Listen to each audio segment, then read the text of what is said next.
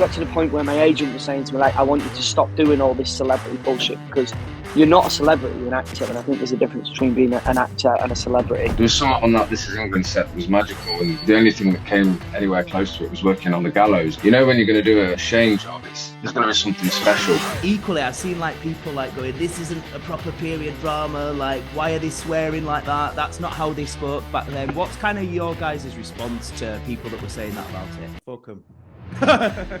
We don't know what they spoke like in 1760s. No one's got a clue, have they? We don't know. They might have all been effing and jeffing back then anyway. Just to be clear then, is there a script? Like, what are you working with? You don't get a script at all. You know what the show's about and you know everything about every character. Well, I know that Shane won't coming up to us and going, right, go out tonight and get smashed and then come to work the next day and enjoy. We have grafted our asses off now, and we are now going through that graft. People just think, oh, it was handed, and you know, we got a good opportunity, of course. But I mean, the times of unemployment can get to you. You can lose faith. Because I'm not just an actor, I'm a person. I've got so many other things that I concentrate on and I care about.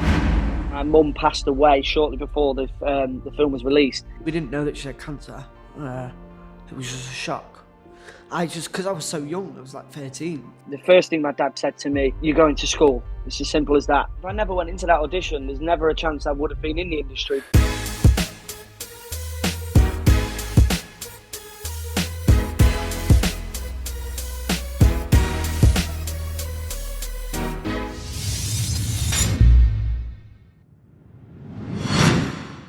All right. Let's start. Okay, we got Tom, we got Michael zooming in. Thank you so much for being here, boys. We got Dave here at the side of me. I'm not sure what you're doing here, to be honest, mate. You're just the guy who got these guys on, and I felt rude to not have you on.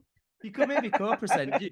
You could co-present if you want to just take some questions. And no, in all seriousness, me and you are going to do a proper in-depth one in a bit. So I just thought it'd be nice to get all three of us on for this one. And then obviously we'll go deep with Dave in a little while.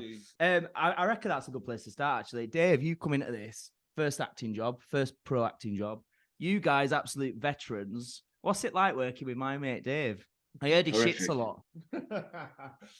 Yeah, it's got a foul arse. Right, Michael. Tom says I wouldn't say I hate it, but he was doing this thing where, and I think it was only his first day, but we was shooting a scene, and it was our dad's funeral scene. So we was carrying our dad's coffin, and Dave kept letting off the most monumental, stinky farts you've ever smelled in your life. I heard about this. And this is all whilst we was all having to be depressed and crying because we're burying our dad, and all we could smell was shit. I think he was doing that for us. I think Dave was so professional that what he thought this scene needed was a fart, so that we could all look disgusted, sad. Yeah. It carried the scene. I think if it weren't for Dave's farts, I don't think it would have been as good as a scene, but as good of a scene. So thank you. I think. Yeah. He's always been the professional. How have we got onto me farting already? It's one of your best assets, I hear, apparently. Like, we've got to start with the best. You got a good ass. Obviously, you guys worked together just recently on Gallows Paul. For those who maybe haven't watched it, like, would you just give a bit of an overview? What is the show about, and what got you guys into it? What attracted you? Well, obviously, the main thing that attracts you to a job is when you get a phone call from Shane Meadows. Because I had lunch with Shane probably about 2 years before the show actually started, and he'd mentioned that he'd read this book, and it pound for pound became one of the biggest British heists in history. And he told me a bit about the story, and he told me what it was about, and he said that there was a part in there for me. And when people, because you in the industry, you hear that a lot. You hear people say, "I want you to do this, I want you to do that." But when Shane Meadows says it to you, it's like you can't fucking think about anything else until it's happening. So then when it finally came along, and obviously me and Michael have been really good friends for years, but weirdly, we became, like 6 months before this job came about, we became so much closer. We were seeing a lot more of each other than we normally would. We was on FaceTime most days to each other for hours. And then lo and behold, Shane got us in to play brothers. And I think just that was, the timing of that was perfect. And I think that shows on screen as well how close we are as mates. Do you know what I mean? But yeah, I think as soon as Shane Meadows rings you and says, "I've got this thing coming up," you're like, yeah, that's what attracted me to it. That and the book. Obviously, having read the book now is incredible. So when you're going to do you're doing a Shane job, there's going to be something special about it. Like with This Is England, there was something on that This Is England set that was magical, and the only thing that came anywhere close to it was working on the Gallows, because he's got a knack of just getting everybody that he thinks might work together, and it just, yeah, something magical happens in using all these people. But then there's like months of audition processes in it. There's lots of people sort of coming in and testing dynamics out. And I mean, when you're doing a Shane job, you ain't got a script, but it's just as hard work as any other job. You've got to concentrate. You've got to be quick. You've got to be in the scene, because the cameras are on all the time, and scenes can last a long time, and you can't switch off. You've got to be on your toes all the time. And yeah, it's just, yeah, there's something special about working with Shane. So when Shane asks you to come and try something out or audition or whatever, you're excited, nervous, and it's going to be something. It's going to be a big deal. I think the thing I love about Shane Meadows is it's like he's not afraid to go against the grain. He's not afraid to try things differently and do things differently. And I know a lot of people have raved about Gallows Paul. I, for one, absolutely loved it. And I thought it was quirky. It was just very different to anything I've really seen on TV. Equally, I've seen like people like going, this isn't a proper period drama. Like, why are they swearing like that? That's not how they spoke back then. What's kind of your guys' response to people that were saying that about it? Fuck them. yeah, no, that's why Dave's here. We've got it. What Dave said, but also like, if you think about a period drama, if you think about Shane Meadows doing a period drama, that's exactly you've got exactly what it says on the tin. But then also, like, why it's a good thing that, because when you think about period dramas, you think about, I don't know, Bridgerton, or you think about Downton Abbey. They're all a very similar sort of thing. Whereas like this is like nothing else you've ever seen. It's it's similar to the Peaky Blinders in a sense. It's about a notorious family, blah blah blah. But I just think it's so specific. But then I mean, we had a lesson on. We got a historian that came in and told us all about what it was like in West Yorkshire, and they told us about the language, and the language was the main thing that Shane said, because when they came in and we had the lesson, as soon as the bloke left, Shane was just like, "There's no way we can do that," because it would have just taken away the magic of the performances and the magic of what the story was about, and it would have been too distracting for everybody. So I think Shane made the right decision. I mean, it wasn't a decision based on that we couldn't do it. It was just a decision based on he wants it to be totally natural. He wants it to be believable. So, and I think what that does is it makes an older story more relatable to a modern audience, and that's why I liked it. Well, that's it. Yeah, that's it, because there's a modern day man who's going to be the modern day person. Everyone's going to be watching it today, so it needs to be attractive to everybody. So, and we don't know what they spoke like in 1760. No one's got a clue, have they? We don't know. They might have all been effing and jeffing back then, anyway. Yeah. Nah. So obviously, you guys have kind of done projects together, and I know a few people on Gallows Pole have worked together. For you, Dave, it's the complete opposite. It's a brand new show, and I think maybe I don't know, but maybe the fact that these guys know each other could make it more nerve-wracking being the person going in for your first job. How did you find it? Was it intimidating? Did these guys make you feel good? Be honest. No, they were all great. I mean, I think I first met you, Michael, didn't I, in the audition process, walking into a room, and I believed, because I sent a video off and got a call in to do an audition, and I thought it was going to be people just like me. And I walked in, and there's Michael there, and there was Sophie McShearer and Adam Fogarty, and I was like, oh wow, this is different. But they were all really great. Was that like your first audition? That was the first time I walked into it was in Nottingham, weren't it? And they were just sat in like an open area, like a canteen sort of area, and that was my first sort of walk into it, and they were all really good, everybody. Really. What were some of the main things you've learned, like working with these guys in person?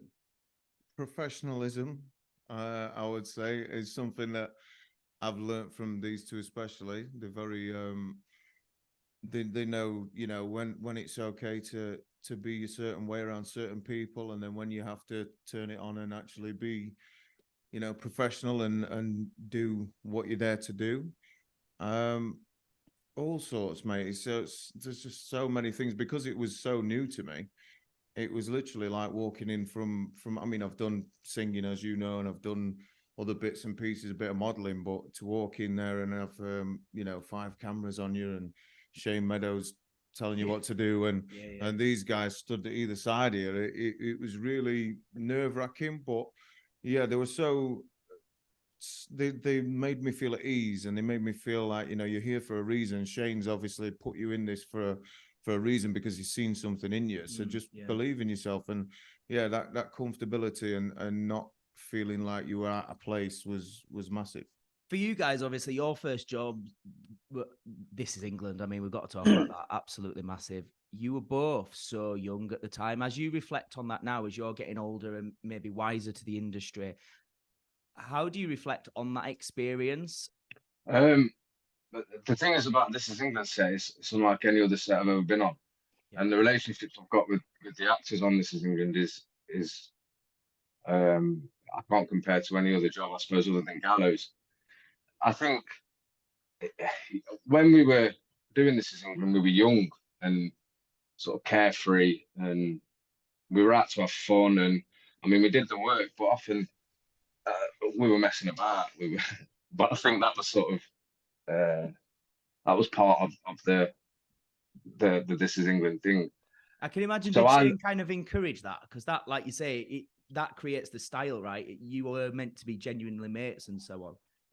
Yeah, but I don't necessarily think, oh, I know that Shane weren't coming up to us and going, right, go out tonight and get smashed and then come to work the next day and enjoy. Yeah. You know what I mean? I think we naturally bonded. I mean, naturally, like Tomo was saying, like, we're tight.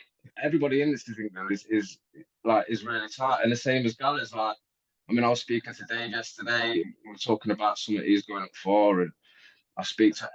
There's so many people in that cast that are proper mates now, and I think that's what This Is England did. It just sort of sparked a load of friendships, lifelong friendships, and I think you can see that on screen. The sort of the close knit sort of gang, and it ain't like that on every other job. I mean, there's been certain jobs that I've gone on and I've felt a little bit out of place, and everybody on This Is England was somebody that I could relate to. We all had a little bit of a similar background, and we were all just sort of thrown in this mad world together. And some jobs, there's a lot of people that ain't from my background, and sometimes I get a little bit of the old imposter syndrome.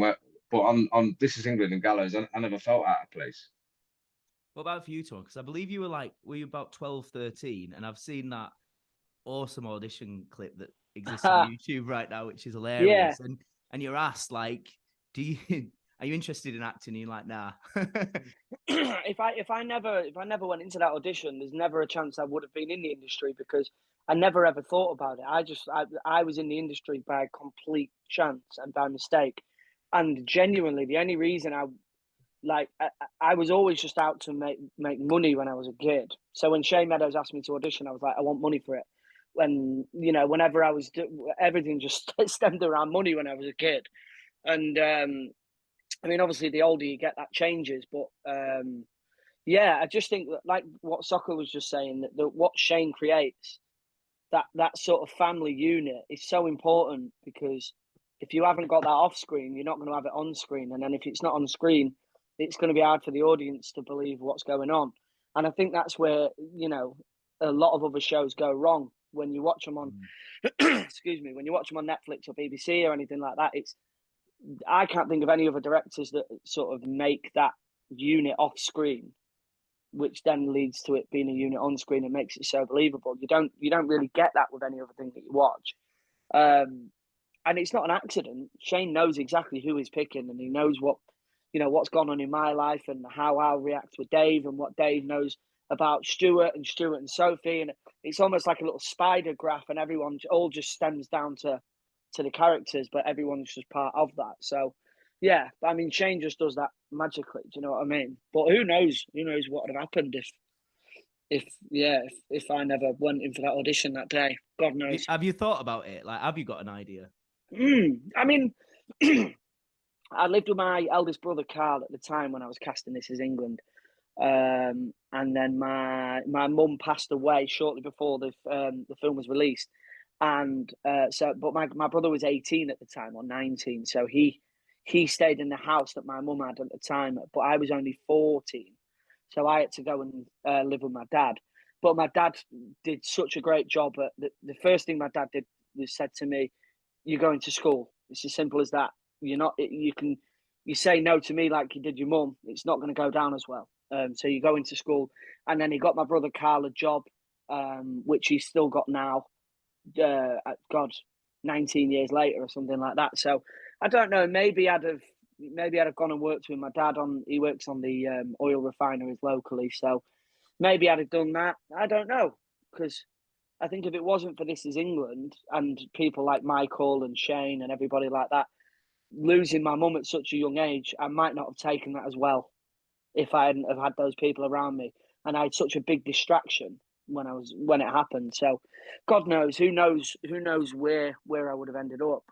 I don't know. Yeah, happy to talk about that a little bit, maybe, because I know obviously grief is something that affects everyone at some point in their life, but especially for you literally being a child at that time. Like, what was some of the things that have helped you process and like go through, losing a parent at literally such a young age? I think it was the fact that I was so distracted by the release of This Is England. I was traveling the world with Shane. I was going all over the world, all over the countries.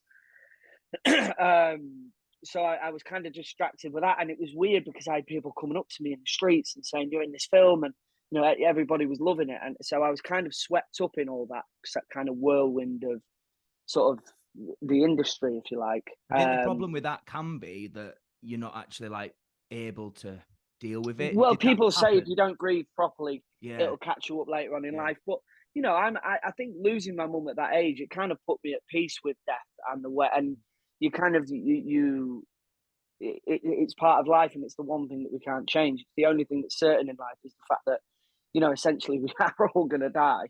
But yeah, I mean, I think I was just so distracted by it, and I just had so many good people around me that, I never felt like I wasn't able to talk to anybody about it. Do you know what I mean? What you were saying there as well about kind of just getting into the acting industry, not actually pursuing it or wanting it. I know that there might be people that are obviously spending decades trying to get that first break, and they might look at you guys like, "Oh, it was all right for you," and so on. But what they don't see is maybe that there is still months at a time where you're out of work and you're having to reestablish. My God, I haven't worked since January. Like, it's been 6 months since I earned a single penny. Yeah. It's not all singing and dancing. I mean, people who say that about like people like me and Michael who started when we was younger, that don't just because we had a good start when we was younger. Yeah. Like, we have grafted our asses off now, and we are now going through that graft. It's people just think, oh, it was handed. And we got a good opportunity, of course, but guarantees you nothing, really, doesn't it? And actually, it can be a curse. If anything, it makes it harder. I remember speaking to an actress called Ruth Madeley, she's just recently gone into Doctor Who, and she got a BAFTA nomination off like one of her first jobs, and she was like, "But now you're in this bracket where you can't take some of the smaller jobs because people are like, you're a BAFTA nominated actress, you shouldn't be taking them, but some of the bigger jobs won't look at you yet because you've not got enough credit." So it's kind of wherever you're at, you're always going to have challenges and struggles, and you're always going to be trying to navigate that. I mean, for you, Michael, if there's somebody watching this now that is maybe struggling and they want to be an actor, because a lot of people that listen to this show and that are sort of in my community are performers and actors and stuff like that. Have you got any advice on how you kind of navigate those moments where you're thinking, shit, that there's not been any work for a while, like I don't know what's around the corner? How do you kind of like mentally deal with that? I do a lot of things outside of acting nowadays. It's I just try and distract myself for good or for bad. I'm always doing something. But I think when I was starting out, I wasn't that picky. I was just sort of happy to go without, whether it be a short film, whether it be an episode in something. I just think, especially in the beginning, just go and get your experience up and crack on. But I mean, the times of unemployment can get to you. You can lose faith. But I think, like Tomo was saying, that like we all go through it. It happens, and I just think if you want it so badly, you'll just persevere and just maybe hone in on your craft, just work and maybe do some workshops or just try things out, get to reading. It's just if you want to stick in the game, there's all sorts of aspects of the industry that you can get, well, especially acting, that you can get involved in. You can just I love seeing people who I love seeing actors who are putting on workshops or seminars or just happy to give advice. I think it's such a I think especially nowadays there's a lot of people who are willing to help each other out because I think since the pandemic people were going through it, people weren't doing anything. And then all these new sort of things come out, whether it be workshops, seminars, talks, and people started writing themselves. People have really got on with their own projects, which if you've never gone down that route, it's just something to try to keep you occupied. But I mean, even with like social media now, if you're an upcoming actor or comedian or singer or whatever, you can just create content for free and get content out there. And we've seen it, like people then suddenly go viral on TikTok or whatever, and it's just a way to hone your craft, get people to see what you do, and get yourself out there. So I do think like what you're saying there now, as well as you saying the workshops and everything, there is opportunity out there. And I think it's important to have that mindset, like what you're saying, of just take on stuff, try stuff, create stuff yourself. But I also think what you said about you do other stuff outside of acting, like I think that plays a massive role because I've seen so many actors, like everything is acting. And if they get a job, they're the happiest person alive.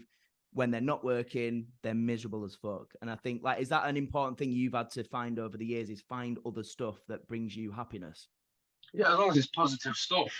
Do you know what I mean? Like you can go, there's a few ways to deal with boredom, isn't there? There's like a healthy way and a self-destructive way. Yeah. And especially nowadays, I do a lot of things that benefit me mentally and physically.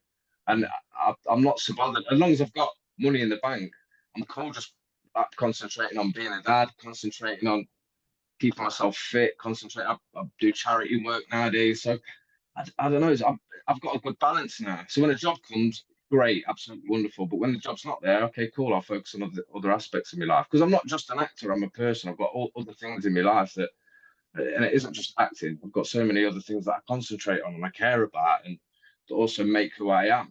How are you finding it, Dave? It being that you filmed this quite a while ago, and then you've had this large amount of time where it's not actually out yet. You don't know how it's going to be received. You're still working in the garage, and going back to the normal stuff you were doing before. And then suddenly the TV show's out. It's on BBC. It's getting a lot of attention. As a newbie to the industry, how are you finding that mentally, and what's your approach with it? It was really frustrating at first because, like you say, we filmed it. When was it? Back in the 21, and then September time, wasn't it? Yeah. So there was such a long time with it being edited and everything, and I was just thrown back into the real world, if you like, back working in the garage. And obviously for me, because this was my first job, and I was so eager to get started and to try and continue that. It was a very frustrating time, and I remember spending a lot of time at the beginning worrying about how long is it going to take, when's it going to come out, and it started to do my head in. But see, people won't know this; they've no idea that there's that. They'll just see you on time and be like, "Oh, look at him," but actually, you've had this process for all this time of going. I've no idea how it's going to look, how I'm going to come across. Like, is it going to be my last job? And this is kind of the mental stuff that's been going on, right? Yeah, that was hard because obviously these guys have done it all before. So they've sort of seen themselves in things. So they know from watching themselves what works and what doesn't work on camera, whereas I hadn't got a clue. So I was doing it and then I had to wait for it to come out to see what things worked for me and what didn't work for me. How have you felt watching it? I felt like really good about it. I think the show obviously is brilliant anyway, but I'm always very self-critical anyway. I'm quite a bit of a perfectionist in my own work and my own things. So I'm really proud of it and I'm really happy with what I've done. But I'm also looking at it and going, okay, I swore too much in that scene and I mumbled a bit in that scene, and so I'm looking at what I can do if we get a season 2, or if there's different shows that I can get a job on. I'm going to be looking into that and going, right, and this time let's try and do this a little bit different. So just to be clear then, is there a script? Like, what are you working with? Because I know Shane Meadows is renowned for it being quite improvisational and stuff. What are you working with when you do a show like Gallows Pole? Yeah, well, no, there isn't like a script as such. He gave us like a treatment of the episodes, and there was no dialogue in that. It's kind of just like David walked into the pub and ... and then dots are down to what we've got to put in there. But we never know. You just sort of figure it out on the day. Was that exactly the experience with This Is England then? Very similar? Yeah, similar. Yeah, it's kind of you know what's going to happen. You know that, I don't know, Harvey and Sean walk into a rave, and then you don't know what's going to happen in that rave. We don't know what we're going to say or what we're going to do. So it's kind of, an exciting way of figuring out, if people say, oh, so you don't have to learn lines the night before. That's great. It's like, no, because it's going into work and not knowing what you're saying is harder than going into work and knowing what you are saying. Do you know what I mean? But yeah, it was all of This Is England and all of Gallows Pole. And everything I've ever done with Shane's been like that. It's not like you don't get a script at all, really. You just, what the show's about, and you know everything about every character. Like, I know everything about Dave's character. I know everything about Michael's character. I know everything about Stevie Binns' character. So you kind of, what they've all been through. So when it comes to improvising, it's kind of just like having a conversation with one of your friends. Sounds like basically This Is England was one of the first reality TV shows, because everyone watches reality TV thinking it's real, but actually that's exactly how it works, right? They're just like, it is like these reality scenarios and yeah. But I think it makes for that more authentic feel when you're watching it. And it's that thing I've always said, like, we're chatting now, people naturally talk over each other or say the wrong word. And that's, I think, what's had the appeal is people relate to it as being, that's just like watching a real conversation. I think like one of the ones from the first episode of Gallows Pole, Michael, was that scene with you and obviously the actress who plays Grace. And it was just, and a lot of it was just what wasn't said, like the body language of, these two fucking still absolutely love each other and adore each other. But she's like, don't look at me, don't talk. And I just thought that was a beautiful scene. And it was quite a long scene as well, but it just kept you absolutely hooked. What is it like doing and having the weight of carrying a scene like that when there's no script? It's just you and one other person. It's like the end of the first episode. How do you approach something like that? I think with that scene, especially, I think me and Sophie had a little to do during the day at some point, and Shane clocked it, and he knew that, because that's what Shane will do. He'll spot something, go with that. He ain't going to force you to do something that isn't sort of naturally there within you. I mean, some people have certain days that they ain't feeling great, so Shane will play on that. If someone's coming into work and he's a bit tired, then let's play the tired. You know what I mean? All that sort of stuff. He goes with what he's got, and he ain't going to force you, because then you get a performance as opposed to the truth. Yeah. And I think that's what Shane's a genius at. But I mean, there's a scene between me and Tomo, like the scene with me and Sophie, and it's when you've got a good connection with somebody, you can just sort of air a scene. You don't have to. You're never fighting for lines. You're not fighting for attention. You're not fighting for the limelight. You're playing the truth. You're playing you're being real and working with. I don't know. I think, especially with them two scenes, it was sort of nice to be able to work with somebody that, like, we both got it. Do you know what I mean? We knew what we had to do. We knew the vibe. And I mean, like that scene, we did that twice, didn't we? I think that actual. Yeah. yeah. I mean, yeah. That was it. And then the same with Sophie. So that scene there. So it's like we knew what the assignment was. And to work with somebody, has got your back in an impro. That's very important, I think, is instead of being, because sometimes, and I'm guilty of it, you want your agenda to be pushed on your impro. But when in them scenes in particular, it was like we were working as a team. We've got the vibe, and it was so nice to do. I've really enjoyed doing them scenes where you ain't fighting, where you ain't pushing, and you both got each other's back. It's a real collaborative process, I think, isn't it? And I think once you get someone that's coming into it and they, like you say, want to push a scene a certain way or get the most airtime, it's just where you're going to clash. You're not working together anymore. And I think that is genuinely something you can't fake. I think it's why the Shane Meadows stuff is so good, because you can tell it's genuinely you collaborate and you're working together. You spoke also a bit, Michael, about this idea of, like we were saying earlier, having stuff outside of acting. I saw you're doing a charity walk coming up as well. And I know you're saying you're into your fitness and stuff. How's that going? And what's the thing behind doing those kind of things? Because I've never done any charity work until last year. And I just thought, especially with my time off, let me do something positive that I can enjoy, but also somebody else can get the benefits of. And I found hiking about 3 years ago, and like long distance hiking was my thing. I wanted to do something challenging. And so last year I did the coast to coast with a good friend of mine, Badger, and then also one of the cast of Gallows Pole, Stuart, aka Frenchy. And that just sort of sparked something. And then this year, I knew I wanted to do something this year, but I mean, we tried sailing, but that was impossible. That's like a closed book if you're from sort of Derby for one, and a working class background. The two don't really, them 2 points don't really. People don't welcome you into a harbour, basically. They're not sort of, come on, we'll teach you how to sail. It's more like, you ain't going to do it, though. So we thought, let's go back to basics and do what we know we can do.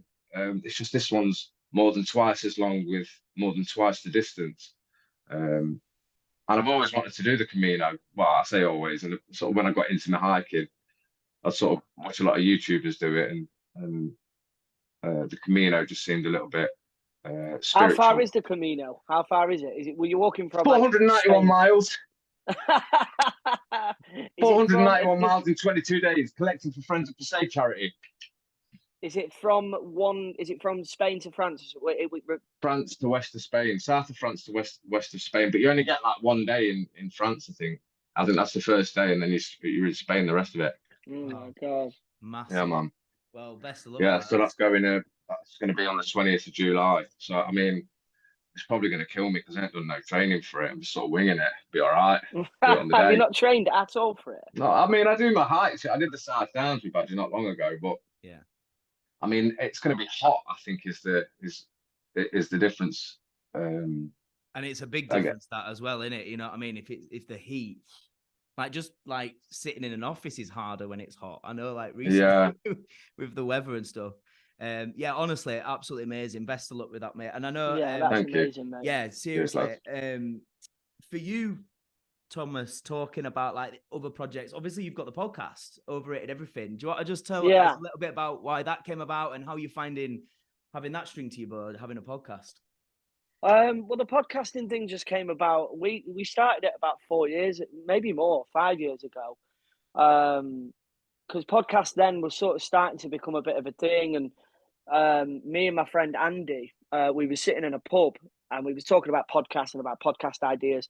And as he was talking to me, the football was on in the background, so I wasn't really listening to him. I was watching the football, and then he said to me, because he clocked that I wasn't listening to him, and he said, "Don't you think football's overrated? Like, it's like everyone's obsessed with it, and I don't know why." And I was like, "Are you kidding me? Football's amazing." And then we had this sort of like an hour-long chat about how I think that football's amazing and he thinks it's overrated.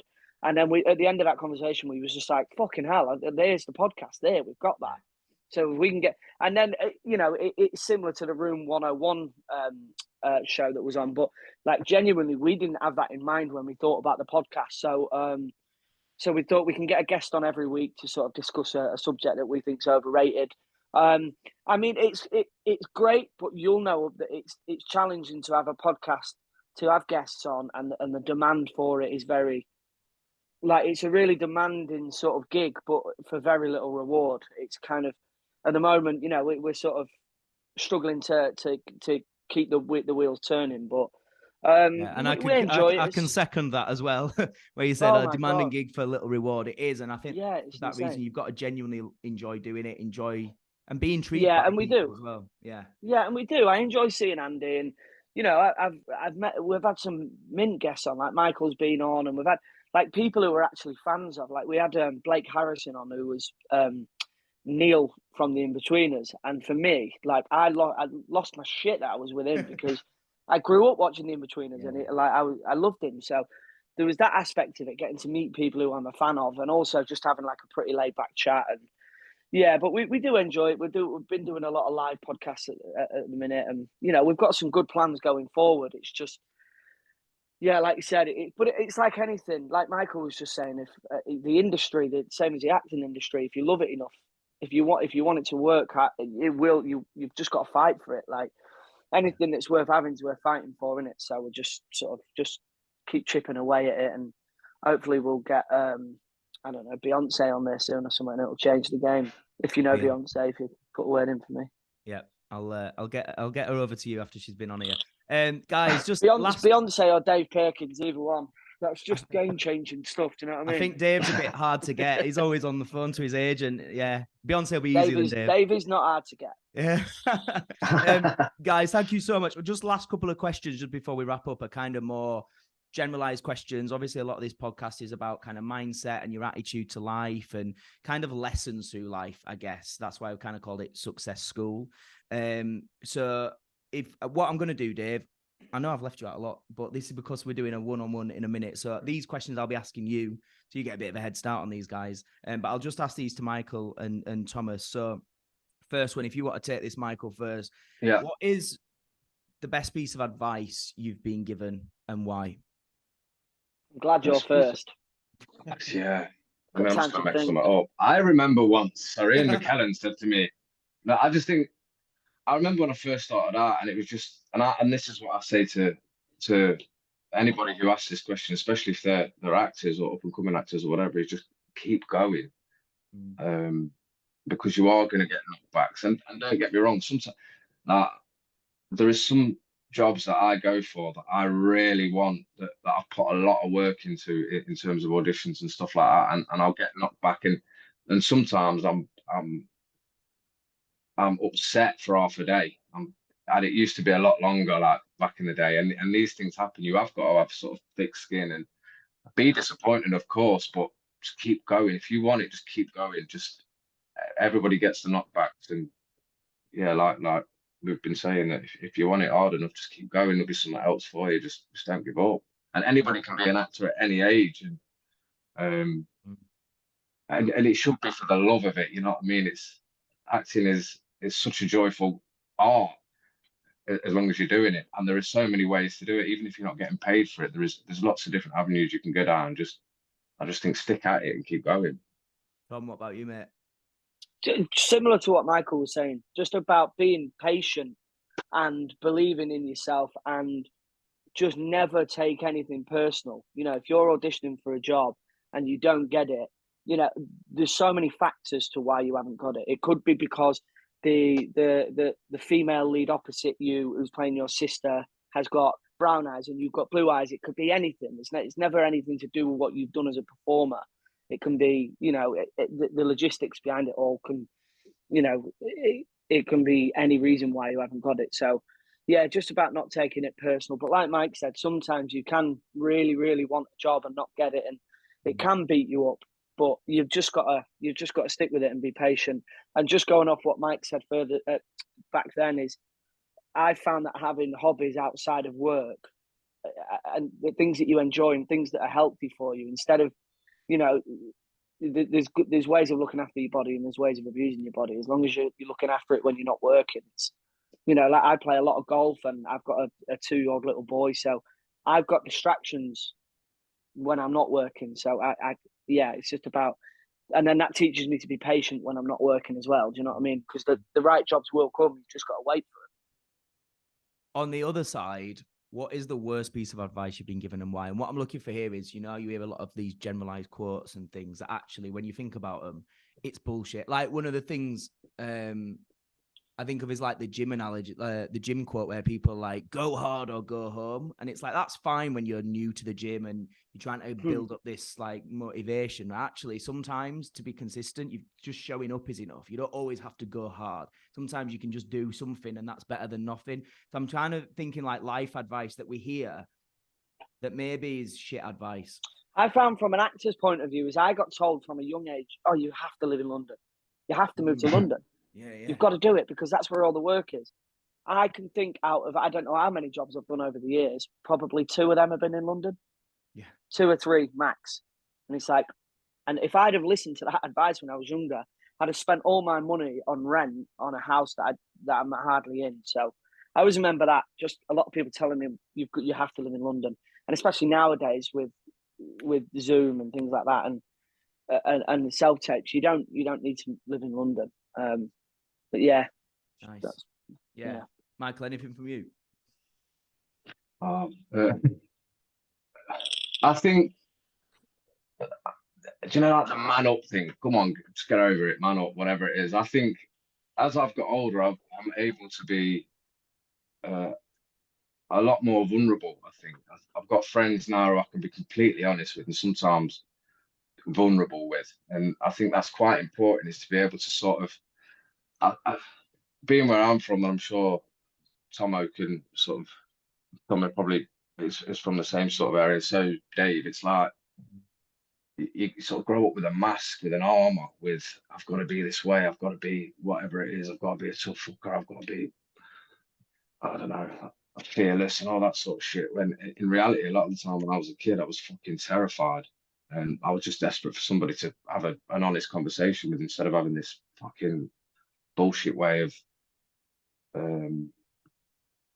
communicating with those that I thought were close to me. But I think nowadays, I've got such good mates, I've got such a good circle, and I can be myself, I can be vulnerable. I think that's so important, especially when you get older, to be able to release a little bit, to be truthful and vulnerable.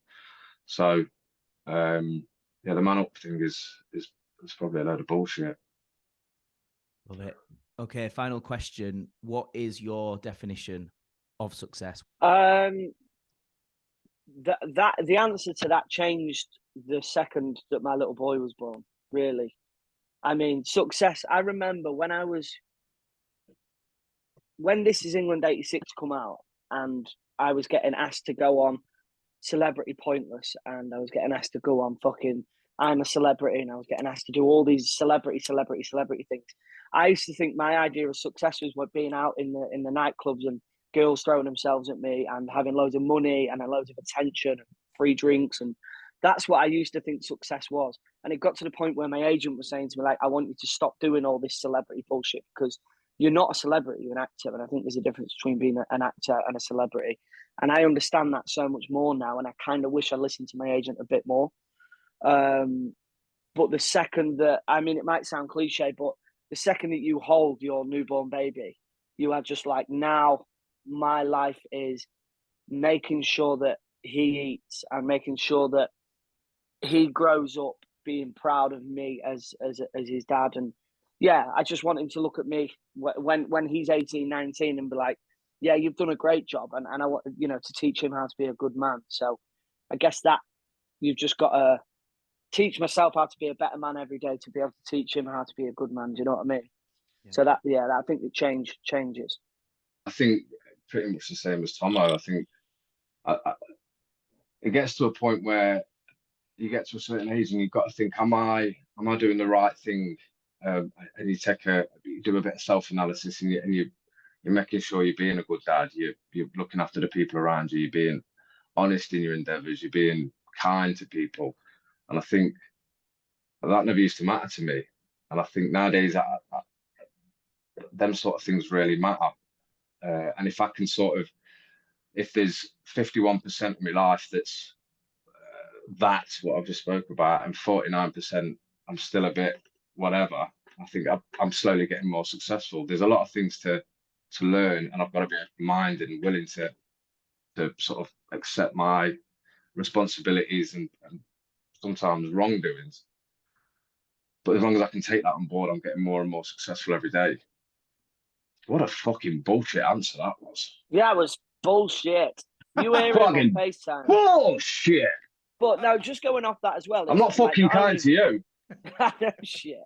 It's not only about being like a better father, it's about being a better husband, partner, and a friend as well. Like Michael was just saying then, like, I've now got fuck off. I've got. I don't want to talk about it now. Is that it? Are we done?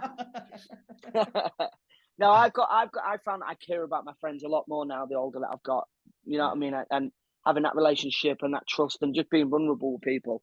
I think that's successful as well, isn't it? Having good people around you. I think it's such a good point. I think a lot of us, when we're younger, a lot more, we can keep our feelings to ourselves. Often a lot of people are a bit more ambitious, a little bit more self-centered. I think part of getting older is like appreciating the people you've got in your life and being a bit more open and being a bit more real. So I think that's a really great point to finish on. Guys, thank you so much. And if people want to hear Dave's answer to those questions, they are coming. Just listen to the next episode. Dave, Tom, Michael, thank you so much. I really appreciate your time. Thanks for being here. Thanks for having me, Matt. Thank you very much, mate.